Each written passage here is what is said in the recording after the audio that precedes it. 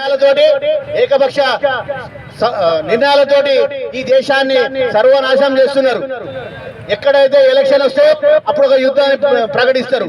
మిగతా సమయంలో బార్డర్ లో ఉన్నటువంటి సైనికులను వారికి అప్పటి వరకు ఉన్న సమస్యలు ఓన్లీ ఎలక్షన్ ముందు దేశ భద్రత కోసం అని వాళ్ళు ఎలక్షన్ పబ్బం గడుపుకుంటారు.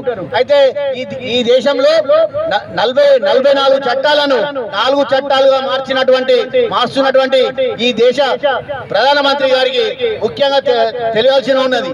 ఎందుకంటే మనకు 1900 గతంలో ఒక్కొక్క వర్గానికి ఒక్కొక్క చట్టాలను చేసి 44 విభాగాలుగా విభజించి ఆ చట్టాలను అమలు పరుస్తున్నటువంటి ఈ దేశంలో ఇప్పుడు 4 చట్టాలుగా విభజించి అంతా క్లబ్ చేసి ఈ దేశంలో పని గంటలు పెంచడానికి, జీతాలు ఇవ్వకుండా తక్కువ జీతాలతో పనిచేయాలని కార్మిక వర్గాన్ని అణిసివేసే కుట్రలో భాగమే ఈ 4 చట్టాలుగా విభజించేది. దీనిలో కార్మిక వర్గం ఏకతాటిపై ఉండి ఈ 4 చట్టాలను వ్యతిరేకించే విధంగా జూలై 9 అంటే ఈ నెల 9 తారీఖు నాడు దేశవ్యాప్త సమ్మె ఇచ్చింది.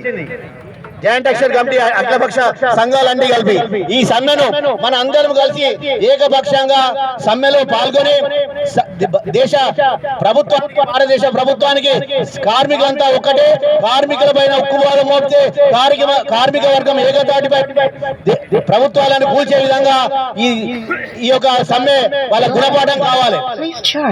అలాగే ఈ దేశంలో మనము నిత్యావసర సరుకులు పెరుగుతున్నాయి, మనం వాడే కరెంట్ బిల్లు పెరుగుతున్నాయి. అంటే మనం నిత్యావసరంగా ఏదైతే వాడుతున్నామో అన్నింటినీ పెంచుతున్నారు, కానీ కార్మిక వర్గానికి జీతాలు మాత్రం పెంచట్లేదు. ఆశాజనకంగా చూపెడుతున్నారు. మేము చేస్తామని ఇప్పటికి 10 సంవత్సరాలు అవుతుంది.